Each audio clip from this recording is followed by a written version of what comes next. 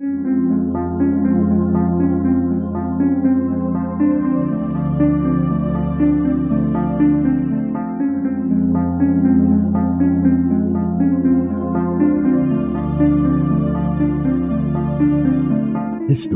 tells the story of the world and of our lives. Sometimes that history goes bump in the night.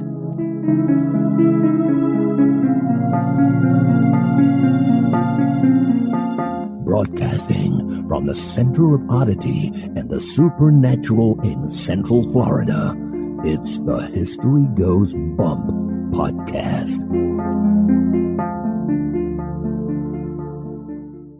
Hello, you spooktacular people. Welcome to this 405th episode of the History Goes Bump podcast, Ghost Tours for the Theater of the Mind. I'm your host, Diane. And this is Kelly. Kelly, we have taken this podcast to all kinds of different places. We've been to Iceland, Bermuda, the Philippines, Malaysia, Mexico, Canada, Australia. The list goes on and on and on. On bonus episodes, we've even gone to Antarctica. We love to travel. On this one, we're going to another one of these out-of-the-way places, Guam. Oh, very interesting. I can't wait. But before we get into that, we want to welcome into the Spooktacular crew, Kevin, Stacy with an I, Michelle with 2 L's, Devin, Misty, Carla with a K, Brittany, Janessa, Lana, Lacey, April, and Sarah with an H. Thank you for joining us in our Facebook group. And now, this moment in Oddity.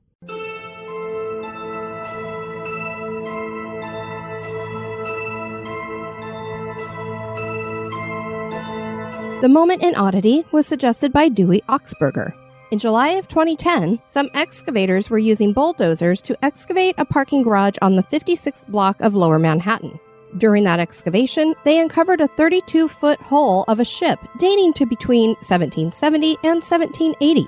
Archaeologists were called to handle the artifact. They dated it and researched what the ship had been used for, finally concluding that it was probably a commercial ship that had worked out of the Caribbean and got wrecked a few times, needing several repairs. It is rather odd to find a ship buried under the World Trade Center area, but apparently this was something that was done on the regular in places like New York City. The city had many areas that were built on trash heaps. Using old ship hulls to serve as foundations for landfills in Manhattan was an old practice dating to 1836. A similar discovery was made in 1982. Builders found an 18th century merchant vessel near the South Street seaport. It too was used as part of a foundation. Finding old shipping vessels beneath buildings in places like New York City certainly is odd.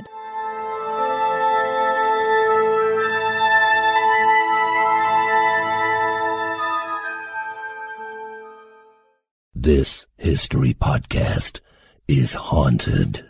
And now, this month in history.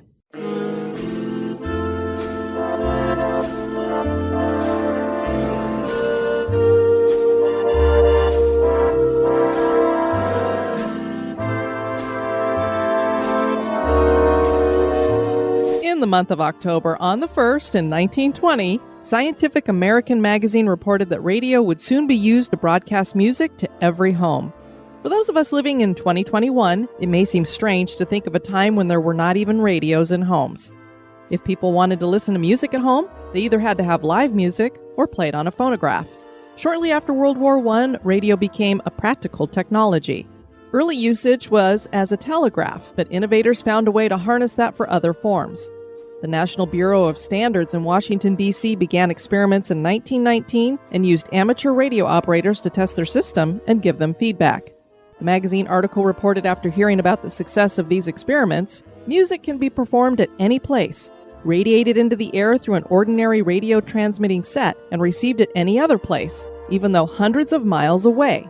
And the music received can be made as loud as desired by suitable operation of the receiving apparatus. Experimental concerts are at present being conducted every Friday evening from 8:30 to 11 by the Radio Laboratory of the Bureau of Standards. The possibilities of such centralized radio concerts are great and extremely interesting.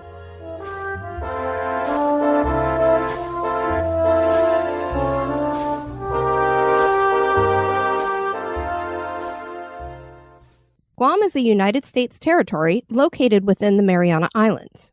The island was occupied by humans starting around 4,000 years ago. Guam is the Chamarro people. This indigenous group has endured hundreds of years of conquest and occupation of their island, and yet their culture has survived. A wonderful culture that embraces the spirit world.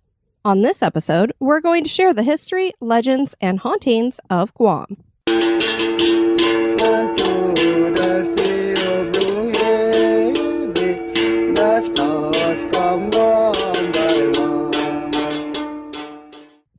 The first people to arrive in Guam probably came from Taiwan thousands of years ago. In 800 AD, a clan-based society took hold and several villages were formed. These villages would grow rice and build one-story houses set atop two-piece stone columns that were called latte houses. These people would become the Chamarros. They were a matriarchal society, and they grew to become expert fishermen and farmers. Spanish explorer Ferdinand Magellan arrived in 1521, and this began 300 years of Spanish conquest. He looked at the Chamarros as savages and nicknamed the island Islands of Thieves because the Chamarro took things. The island was relatively ignored by the Spanish until Jesuit missionary Father San Vitores arrived and forced conversion to Catholicism. He baptized the chief's daughter against the chief's wishes, and the missionary was killed. The Spanish sent the military to subjugate the people. Wars erupted, and in the end, only 10% of the Chamarros' population remained. Can you imagine? No, that's really sad. Took out 90% of their population. And all because this Jesuit missionary baptized the chief's daughter and he got angry about it. Otherwise, Spain was basically just being like, oh, it's an island, we'll put a few people there and leave it alone. Very sad. In 1898, the Spanish-American War would come to Guam. The irony is that the Spanish here had no idea that there was a war. So when the USS Charleston arrived and fired its cannons, they thought the ship was saluting them. Hey, look, guys, they're so happy to be here to see us. Wait a minute, that cannonball got a little close. Whoopsie-woo. Good grief. The Spanish were no match and gave up the island peacefully. The leading families of Guam assumed that they would be able to form a representative government after this, but that was not the case. The Navy ran the island like a battleship. The bombing of Pearl Harbor brought America into World War II. Many people are probably unaware that Guam was bombed by the Japanese as well just a few hours later. Did you know that? I did after going to the museum. Yeah, I had not known before we went to that museum that it wasn't just Pearl Harbor that got hit that day, because since Guam was one of our territories and it was really easy for them to hit that one, they went after it. The Japanese occupied Guam for 3 years and killed over 1,100 people in that time, some of them tortured. Before the end of the war, America would again have control of Guam, and a national park was established to commemorate the battle. In 1993, Congress finally recognized the suffering of the Chamarro people during this time, and a monument was erected. It's kind of sad that it took all the way until the 90s before Congress recognized what the Chamarro people had gone through during the war and everything. Yeah. What happens in our government is we have Puerto Rico, Guam, some of these other outlying islands that are our territories. They have a representative in Congress, but they don't have any voting power. And it was their representative to Guam who finally stood up and said, hey, you guys, we need to do something to recognize the people of Guam. So they finally did. This kind of history leaves some residual energy that is not positive all the time. Along with this, the Chamarro have a rich spiritual culture and tradition. The main belief is that there are these Tao Mona on the island. To put it in our language, Kelly, these are Guam zombies. Oh, okay. These are spirits of the ancient inhabitants of the island. The Chamarro believe that they live in the jungles and caves and inside banyan trees, which do get big enough that you could have, you could have a whole family living in a banyan tree. They're so big. Some of the ancient latte ruins are infested with these creatures as well. The Chamarro believe that the Tao Mona must be shown respect by asking them for permission before entering the jungle. And if you want to take fruit or plants from the jungle, you must also ask permission. The Tao Monas can be either nice or malicious. Suruhanos and Suruhanas are shamans, and they are used to exorcise spirits that attach themselves to people. Attachments usually reveal themselves through sickness. Pregnant women face the most danger when it comes to these spirits. They seem to dislike pregnant women, and they use perfume to mask their scent or even wear their husband's clothing to hide that they are a woman with child. And they usually stay inside at night. Can you imagine this pregnant woman having to cram herself into her husband's clothing so that she could pretend like she's not a pregnant woman? No. I couldn't find anything that said specifically why spirits have a problem with pregnant women. I tend to believe that it's not that they have a problem with a pregnant woman, but do they think that they can enter a newborn baby? And so they're hanging around, hoping perhaps. to jump on board. That Yeah. would be my thought. Perhaps. What do you listeners think? Look at your face with the way you said it. There are strange stone monuments here, just like those found in other places like Easter Island or Stonehenge. They date back to 600 AD. No one knows who placed these rock pillars all around the island. The stones are called latte stones and are so large and heavy, they would be hard to move. This has led to the Chamarro believing that the Tau Tau Mona have superhuman strength and that they move the stones. Thus, the Guam zombie ghosts are near to these columns and stones. So clearly, if you are a pregnant woman in Guam, stay away from these columns and stones that they have there. There are many haunted locations in Guam. One area that is considered quite haunted is Agana Heights. Before World War II, Agana Heights was primarily farmland for the residents of Agana.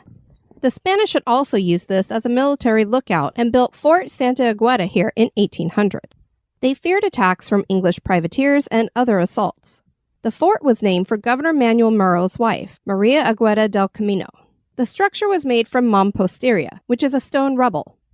There were spaces made for 10 small cannons that faced Hagatna Bay Channel. When the Americans took over control of the island, the fort was used as a signal station for ships. They renamed it Fort Apagan, and it became a naval governmental park. During World War II, the Japanese once again armed the fort, and Japanese figures can still be seen carved into the concrete. They trained carrier pigeons here too. When the United States recaptured Guam, they used the fort as an internment camp. The site is today maintained by the government as a park that is a popular tour site with a panoramic view of the island's capital city, Bay of Hagatna, the Philippine Sea, and the sheer northern cliff lines of Oka Point and Ironeo Point. So we're going to be looking at several haunted locations here. The first is Old Agana Hospital. The United States built the Old Agana Hospital at Agana Heights. The hospital was established the year after the U.S. capture of Guam in the Spanish-American War, so it dates back quite a ways. Surgeon Philip Leach arrived in 1899 aboard the USS Yosemite, and he established a naval hospital and dispensary. Over 1,100 civilian patients were treated that first year, and the Navy realized they needed more trained personnel. They graduated the first Western-trained midwives in 1901. Another hospital was built named Schroeder Hospital, and it eventually combined with this original hospital in 1910, and this became U.S. Naval Hospital Guam. In 1916, a tuberculosis ward was opened. People claim to hear music on the air when there's no music playing anywhere, and ghostly faces have shown up in pictures. So a lot of people, when they're visiting here, they'll take pictures and they'll see these weird things. Sometimes it's just an orb. Sometimes it's an orb that has a face in the middle of it, which are the ones that I'm like, that's not dust. That's something else going on there. And then some, they actually have the faces showing up. Next, we have the Government House. This house is also located in Agana Heights on Chalan Palayo. This is the governor's official residence and incorporates both Spanish and Chamarro culture in the architectural design. Construction started in 1952 and took 2 years to complete. More was added to the building after Typhoon Pamela in 1976. Today, the building occupies 22,000 square feet and houses a mini museum of Guam's antiquities. And maybe that's why this structure is haunted. In the middle of the night, people in the building claim to hear disembodied wet footsteps as though someone is walking down the hallway. How do you know they're wet? I would imagine you. Yeah, you must hear a slapping kind of sticking to the floor, I guess. Okay. The heavy double doors open on their own and slam shut as well. This whole scene seems to go together, and a legend claims that this was a fisherman's path. Hotel Nico. This is located at 245 Gun Beach Road in Tamuning. The building has a cool wave shape to it and overlooks Tumon Bay with 470 luxury rooms just waiting for guests. But people might think twice about staying here when they hear that it was built over an old Chamarro burial ground. So this is like talking about our old Native American burial grounds here. You don't want to build on those. Why do people do that? Poltergeist. It's never a good idea. This has led to some disturbed spirits that guests and employees claim to have seen and heard. The main thing heard is ghostly wailing. And this is a really cool resort because it seems to embrace Halloween. When I was looking it up, they had a Halloween platter that they were offering up for $50. You could get sirloin steak, barbecue pork, spare ribs, fried chicken, mummy sausage. I'm not quite sure what that is. Garlic shrimp, squid ink pasta, So it's black pasta. Red rice, chocolate cake with berry sauce. Just imagine that they're kind of embracing the colors of Halloween in this, trying to make it look like it's bloody food and stuff like that. You could also order a Halloween cake from them. I just thought that was really cool because it's one of these places that you pay a lot of money to go stay at and hang out by the pool. And here they were doing this. Sounds like a lot of fun. Gun Beach itself, where the hotel is located, has an infamous haunt. This spirit is called the Gun Beach Spanish Horseman. A woman named Ha'ani was once on Gun Beach at night with some friends sitting around a campfire and enjoying stories and drinks. They were stunned when they saw a Spanish soldier riding on the back of a black horse. He was holding a torchlight, and as the horse trotted down the shore, the soldier and horse both disappeared. The torchlight continued on, floating in the air like an orb. Then it flew into the sky. I was like, how many drinks did you guys have before you saw this? But wow, what a crazy thing to see. Definitely. And it's a group of them. And if they all saw it, pretty interesting. Leo Palace Hotel. This is located at 221 Lakeview Drive in Iona. This is described as Paradise City that awaits you in the hills of Guam. The spirits that haunt this location are two soldiers from World War II. People who've passed the hotel in the wee hours of the morning claim to see nothing outside the hotel. But when they look in their rearview mirror, they see two soldiers wearing their uniforms walking side by side. What is most startling about them is that one has no head, but is holding his helmet. So at least he kept his helmet, just not his head. Oh dear. Is his head in his helmet? I don't know. I haven't heard anybody say that, but it could be a possibility. A guy named Guy Lambert was on vacation in Guam, and he was visiting the Leo Palace Hotel, and in the hallway he saw two soldiers. One had no head and was holding a helmet. The soldiers disappeared into a wall. Clearly, these two can be seen both outside and inside the hotel. And now a little break for a word about one of our sponsors. This episode is brought to you by HelloFresh. Kelly, October is our busiest time of the year. We are constantly going. We sure are. It's not only work because, well, that's what History Goes Bump is all about when it comes to ghosts and everything. The Halloween month is our month. But we also have a lot of fun stuff we're doing with ghost hunts and watching scary movies and all that great stuff. Decorating. It's the best time of the year. Doesn't give us much time for figuring out what in the world are we going to make for dinner. This is true. HelloFresh has made it so easy.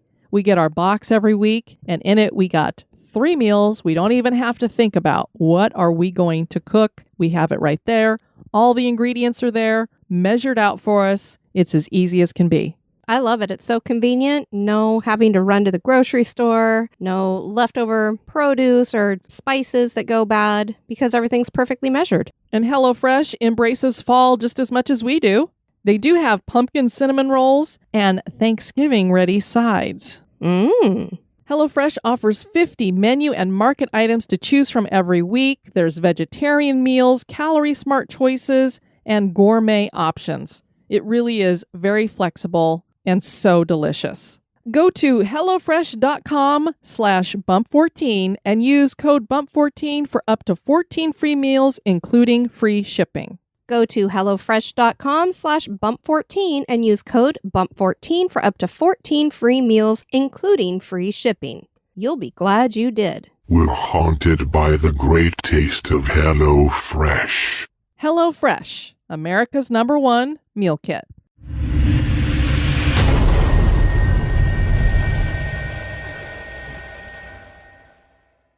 The Talofofo Falls are a scenic series of cascades on the Yugum River. This is a resort park that features rides on a cable car that affords stunning aerial views of the 30-foot waterfall, an observation tower, a Guam Historical Museum, Xochitl Cave, and Ghost House.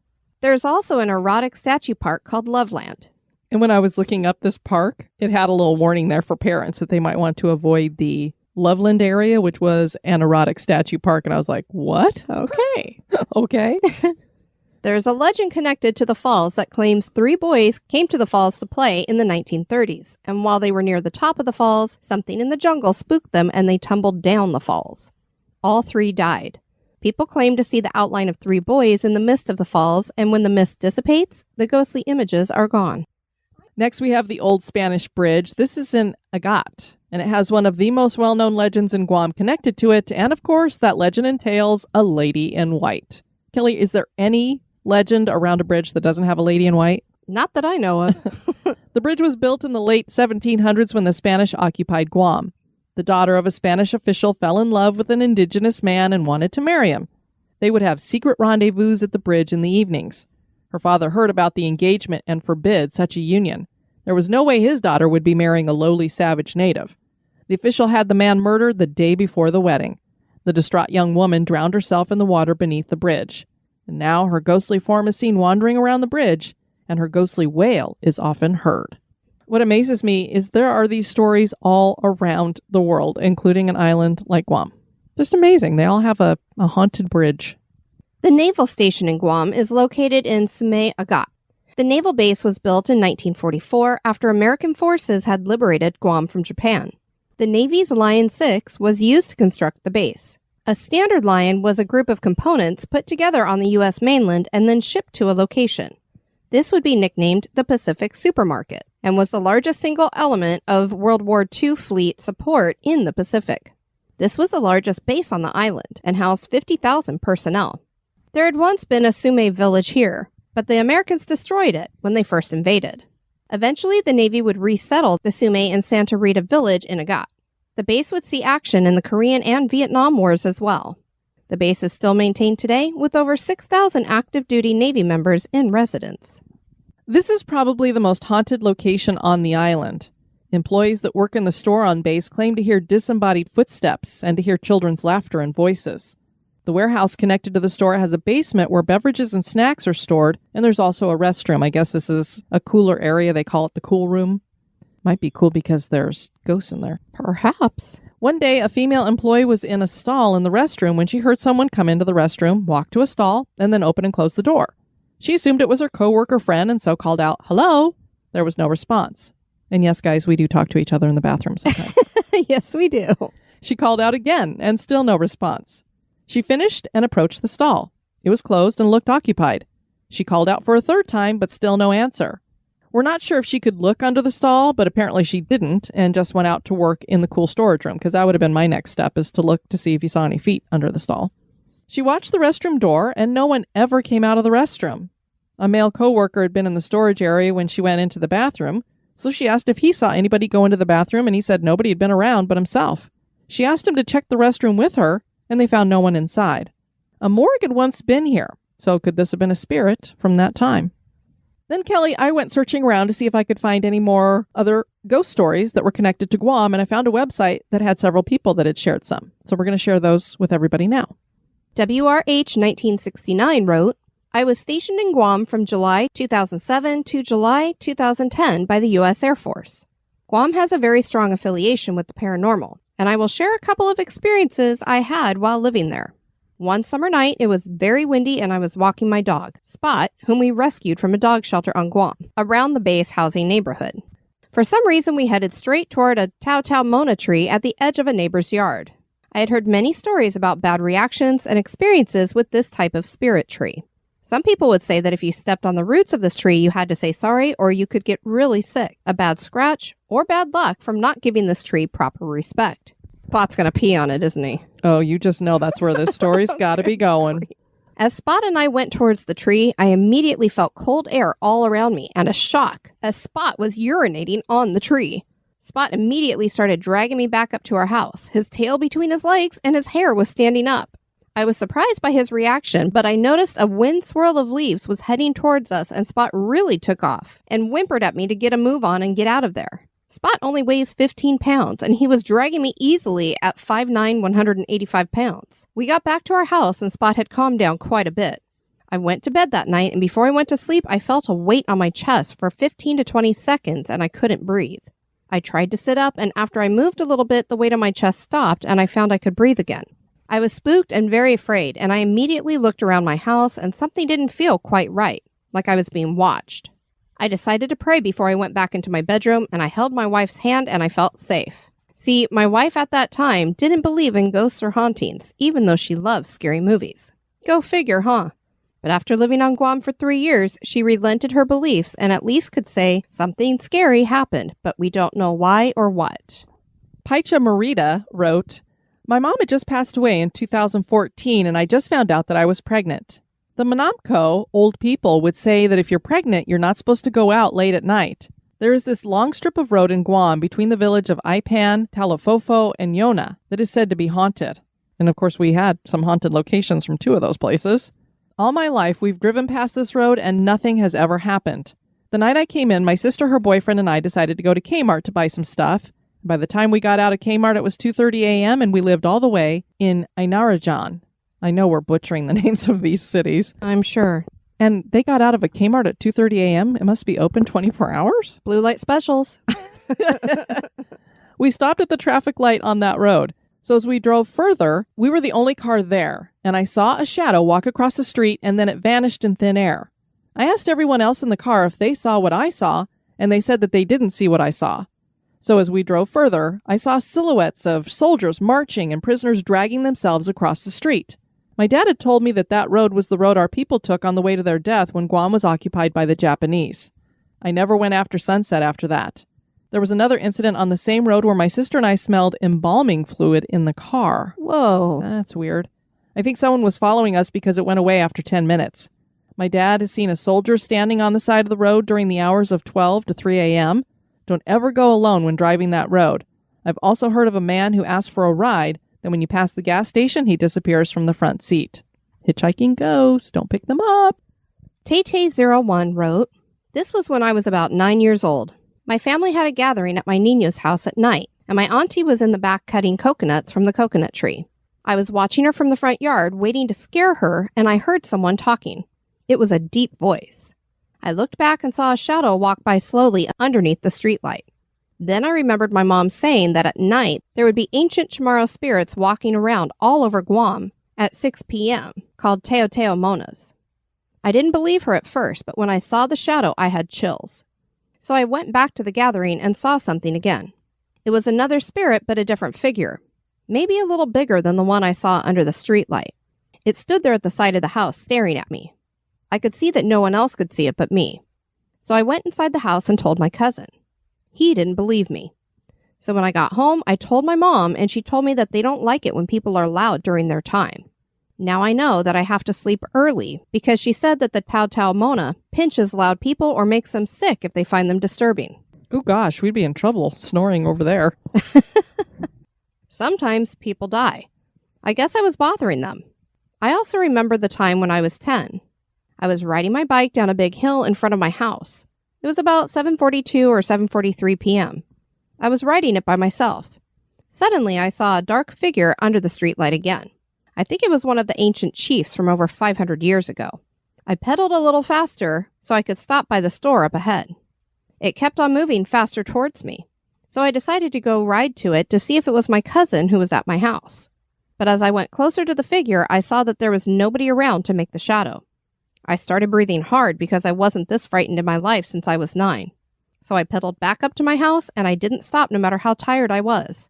Since then, I never rode my bike after 6 p.m. ever again." And finally, we have this experience from Gyoza 1216. I was stationed in Guam on the naval base from 2004 to 2006. I've had a few paranormal experiences before, but nothing prepared me for what would happen my last night on the island. I lived in Barracks 9 on the top floor, just down the hall from the kitchen. I can't remember my main room number, but once inside, it was room A. I had a roommate at the time, but she was always spending the night at her boyfriend's place. I was a police officer, and I got to work with a few of the locals. They mainly worked at our entrance gates, and they were masters at telling us their local ghost stories. Every place has a woman in white, and this place was no exception, although this story isn't about her. The locals call the island spirits the Tao Monas. According to the islanders, if they like you, they'll sometimes pinch you or play jokes on you. If they don't like you, they make you sick with headaches. I worked with a guy who suffered terrible headaches that medical couldn't diagnose. It got so bad they accidentally killed him with a morphine overdose. Whoops. Good grief. Don't believe me? Just look at the memorial in the lounge of the MA's headquarters. His name was MA3 Brent. He had died a few months after I'd gotten there, and I didn't know him that well. I did, however, take the spirits of the island quite seriously. I've always been as respectful as possible, and I think that's the reason I was never hurt. Okay, so here's what happened. I had always sensed that there was something in my barracks room with me. I wouldn't look at myself in the mirror when I brushed my teeth because I could feel it behind me, and I was afraid I would see it in the mirror. which is probably a good plan because that's usually what people do. Yeah. I had a friend who claimed to see spirits, and she told me she could see a shadow-like figure walking around my room through the window outside. I never told anyone that I thought there was something living with me. It didn't freak me out because I already knew it was there. So I had my orders for my next duty station, and all my stuff had already been packed up and shipped out. I only had the sheets I was issued and a suitcase I had to live out of for the next month. I was sleeping, and I remember waking up in the middle of the night. I was still in a half-dreamlike state where I wasn't fully awake or fully asleep. I had woken up because I was talking. I was saying, "No, I can't," as if I was refusing an invitation. I was being polite, and I could see a vague shadow by my door. Right before I realized that I was talking to something in my room, I was held down in my bed. I was on my back, and my sheets were pulled up to my collarbones. It felt like someone big had placed their hands on either side of my shoulders and pressed down on the sheet. Sounds like sleep paralysis here. It scared me so bad I woke up all the way, and the pressure went away too. After I had a moment to process what had happened, I came up with a theory. Whatever was in my room knew I was leaving the next day. I think it was making a last effort to convince me to stay because it liked me there. I had to refuse the offer because I had my orders, and in a very last attempt, it wanted to force me to stay. I don't think it wanted to hurt me. I just think it was tired of having to deal with so many young single sailors who only wanted to be loud and get drunk. I was a quiet and calm guest in its house. Guam is a beautiful tropical island location. The culture of the indigenous people leads many to believe that spirits roam the island. Are these locations in Guam haunted? That is for you to decide. Kelly, every time I hear about Guam, I always think about that one guy in Congress a few years ago.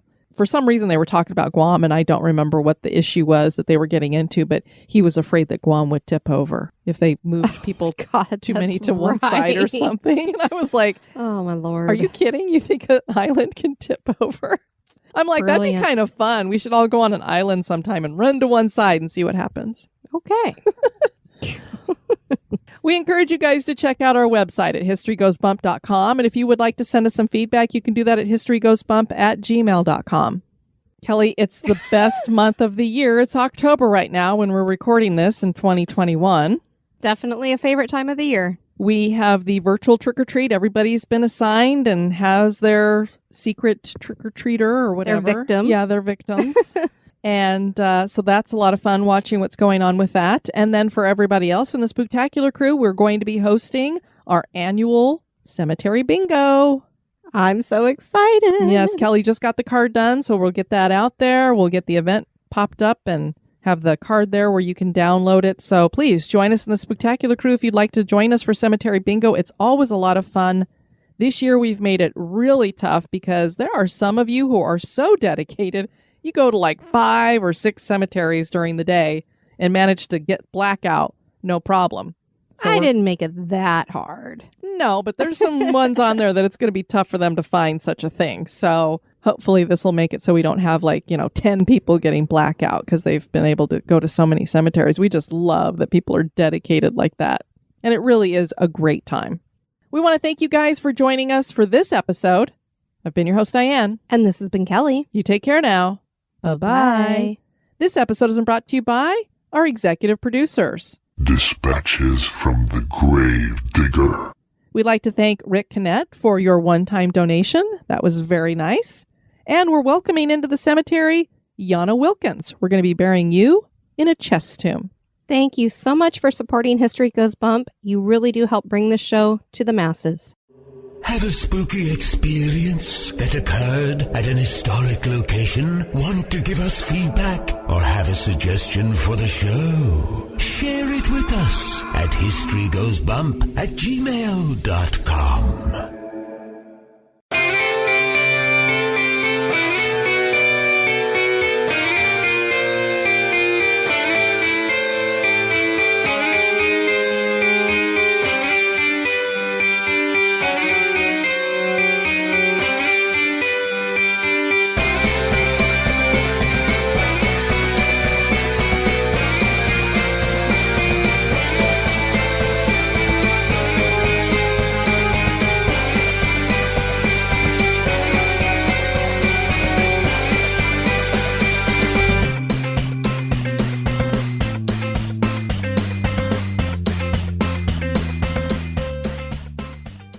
And now, this month, Da, da, da, da, da, da, da, da. Which part are you playing, babe? I have no idea. A wonderful reset. You can say culture. I know it. I know. I can say it. My mouth can't. I say it in my brain. Oh, well, that's great. Now, if we could just get all the listeners to tune into your brain. Oh, God, that It's would be a scary dangerous place to thing. be. Yeah, no, let's not. The first people to arrive. I can't even say arrive. The Japanese occupied Guam for 3 years and killed over 11,000 people in that time. 1,100. Numbers. I mean, 1,100 is a lot of people, but not as Yeah. many as 11,000. Yeah. More was added to the building after a super typhoon? Good grief. Those typhoons. What do? They dial before they show up? There's also an erotic statue called... No, there's like a whole park of I erotic guess. statues. That's what it said. Okay. Sorry. It just took me a second. I'm like, wait, Wait what? till you see what it's named. Oh, Lord. The Navy's? Navy's? Navy? It's the Navy. It's like... In the Navy. Oh, my word. One summer night, it was very windy and I was walking my dog, Spot, whom we rescued from a dog shelter on Guam. Actually, the name of the dog was Mr. Wiener, but I was not going to have you read the whole thing with that name, so I changed it to Spot. Mr. Wiener! Name's a dog Mr. Wiener. I'm like, oh my no, gosh. Well, I'm it's changing the probably name. A dachshund. As they say, the names of the innocent were changed to protect them in this story. Okay. Spot's going to pee on it, isn't he? Oh, you just know that's where this story's got to be going. Mr. Wiener urinated on the tree. See why I had to change the name?